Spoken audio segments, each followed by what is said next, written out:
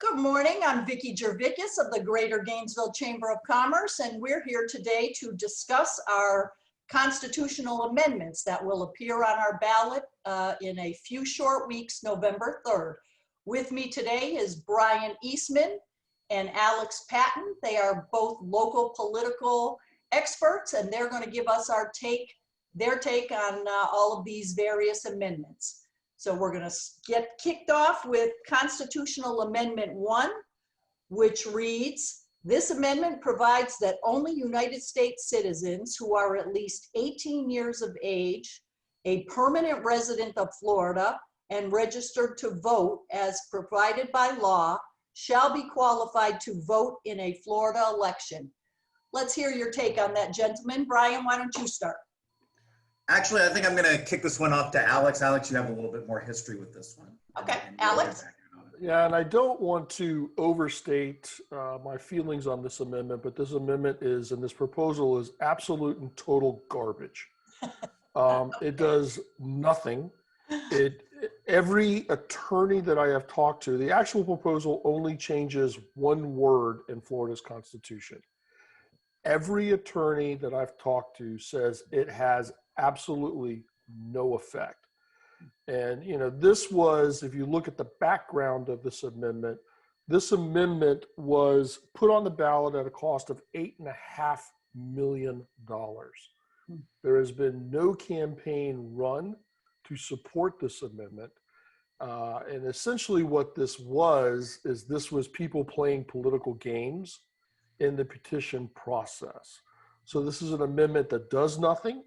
This is an amendment that is supported by nobody. This is an amendment that, once again, I would describe as complete garbage, and I would urge everybody to vote no. All right, very good. Let's move on to Constitutional Amendment 2, which I think will probably have a little more discussion. This says this amendment would raise the minimum wage to $10 per hour effective September 30th, 2021. Each September 30th thereafter, the minimum wage shall increase by $1 per hour until the minimum wage reaches $15 per hour on September 30th, 2026. From that point forward, future minimum wage increases shall revert to being adjusted annually for inflation starting September 30th, 2027. Alex, why don't you go first, and then we'll go to Bryan. Yeah, this is probably the most controversial amendment that is up and for the voters to consider. And obviously what you're seeing is what you would typically see among an amendment like this. You're seeing business interest and large businesses and small businesses lining up against this amendment. You know, and then also I do think that you're seeing a lot of government entities ending up in this, because I do think that people forget that part, that this affects all government employees also. And so that's where you're seeing each one of these constitutional amendments has to go through an impact study, an economic impact study. And that's why you're seeing on the ballot that they're estimating this could cost up to $540 million just on state revenues. And that has to do because, again, they would have to abide by the $15 amendment. You know, and I think it's one of those things, one of those amendments that a lot of people support reflexively, because who wouldn't want to make more money, right? $15? Come on. But what you'll see is it's going to disproportionately affect small business owners. A lot of large business owners can absorb $1 per year over the next 5 years up until 15. A lot of small businesses can't, especially during this time of COVID and the uncertainty that a lot of small businesses are facing.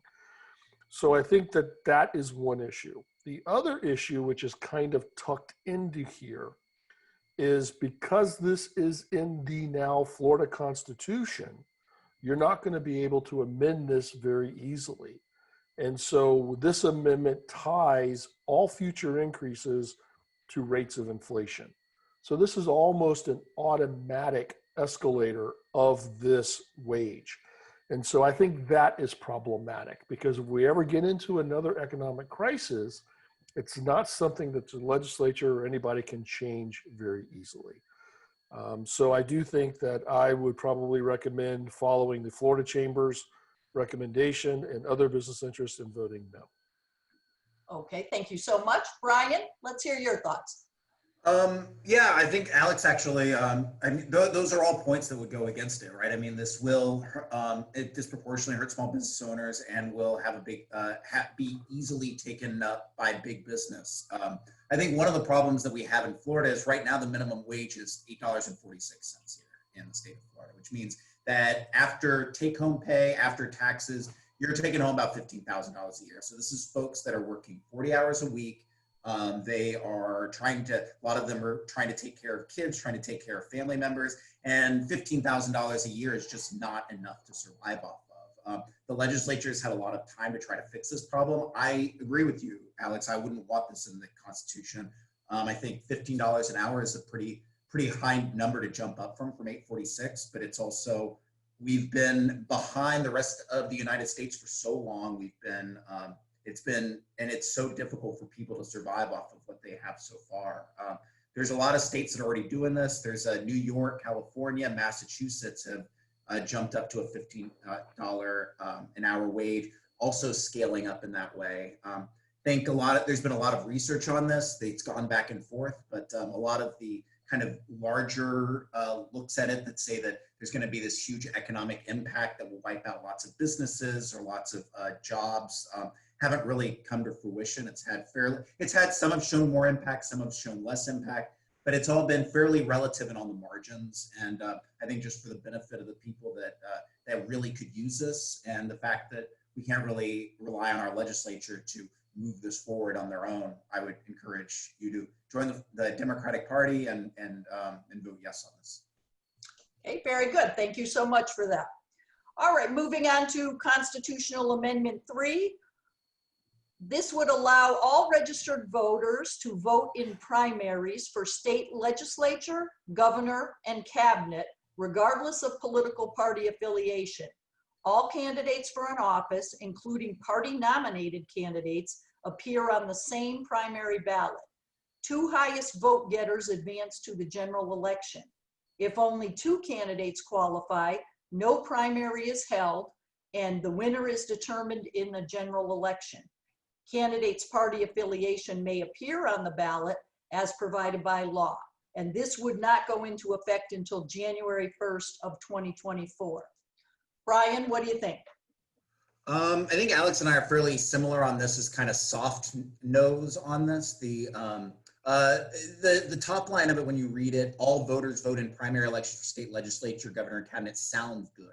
And I would guess that this will probably pass. On the top line, it sounds great. Living in a place like Alachua County, I would like to have a say in my congressman, which it's a very red congressional district. I don't have a say in that congressman because I can't vote in the Republican primary. The issue so much is not with whether independent voters can vote in these. It's that this is a jungle primary. So as we mentioned, the top two vote getters are the ones that go to a runoff election. So for instance, in our last statewide election that we had, the two top vote getters would have been Adam Putnam and Ron DeSantis, right?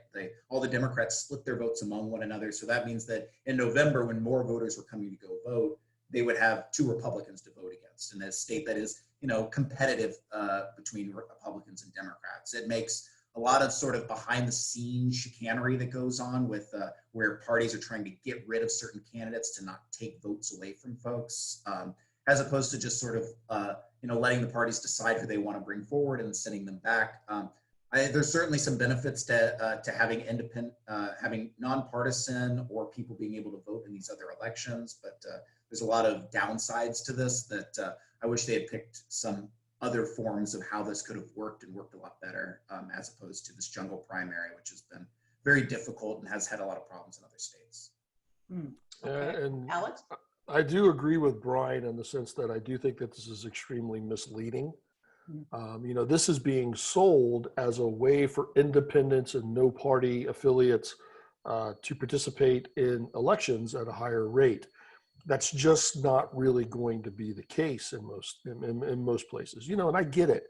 Independents and NPAs are the fastest growing area of registered voters in Florida and across the United States. But what this does is this actually could disenfranchise a lot more voters very, very, very quickly, in the sense that, again, a jungle primary, the top two participate. So what that means in a lot of districts in Florida is you may have only two Democrats to choose from, or only two Republicans to choose from. And you will not be able to do that. Now, also as a purist, in the sense that the primaries exist for the parties to choose and nominate their candidates. You know, and again, if you want a say-so in how a club is run or how a club is managed, then you got to join the club. You know, and so this to me is kind of meddling within a party's right and a party's responsibility to nominate candidates. But this would have, I think, profound effects. And like Bryan says, we have these in other states, and you're seeing some really perverted results come out of them. And you're seeing probably more cases to where you have two people from the same party that are participating in an election and moving from there. Okay, so now we'll move on to Constitutional Amendment 4. Requires all proposed amendments or revisions to the state constitution to be approved by the voters in 2 elections instead of 1 in order to take effect. The proposal applies the current thresholds for passage to each of the 2 elections. Alex, jump right in. And a little bit of background in the sense that I am just rolling off a campaign that was a statewide campaign that was attempting to propose one of these amendments. So I'm intimately involved in how difficult that process is. And there are a lot of powers that be that do not like this process. And so during last legislative session, they put in additional measures to make even amending it now more difficult and more expensive. To give you an idea, we talked a little bit about Amendment 1, which does nothing. They spent $8.5 million to get that on the ballot. The one that I was working on spent over $6 million to get something on the ballot. So for anybody to say to amend Florida's Constitution is a very easy process, that's just not true. Especially with some of the latest moves that they have done. So the end effect of number 4 would be, 1, I don't think any groups will attempt to amend Florida's Constitution. And I think that's the entire purpose of this. This will absolutely kill, in effect, any citizen trying to address or redress their government in Tallahassee, because it will just become too expensive and too problematic to even attempt to do it. You know, and so what this would do, this would put this on 2 different ballots, and you would have to get this passed at least 60% of the vote 2 times consecutively. And so to actually do that, I mean, this is a death nail for the citizens petition process. And that's just as bluntly as I can put it. So I would vote no, because I think this is one of the last things, even with how difficult it is currently, for voters to register their displeasure with the log jams that happen in Tallahassee and be able to redress and address their government and make proposed changes. So I would vote no. Bryan? I mean, I agree with Alex. I think everyone should, every major group, at least the Democratic Party is strongly against this. You know, there's as Alex mentioned, there's a lot of people that spend a good amount of money to get things on the ballot. You got John Morgan, who really pushed the $15 minimum wage issue that we talked about earlier. You have big groups, but then you also have citizen amendments. I think one of the better stories of the last few years was Amendment 4, which was broadly popular among Floridians, where it said that felons should have the right to vote, that after you do your time, you come back, you're able to have a right to vote. Certain political figures didn't like that because it would hurt them politically, while it was still broadly popular with the rest of the state of Florida. It was that was a citizen petition. It was not a big corporate push to try to get that through. And, you know, places like that won't be able to do that.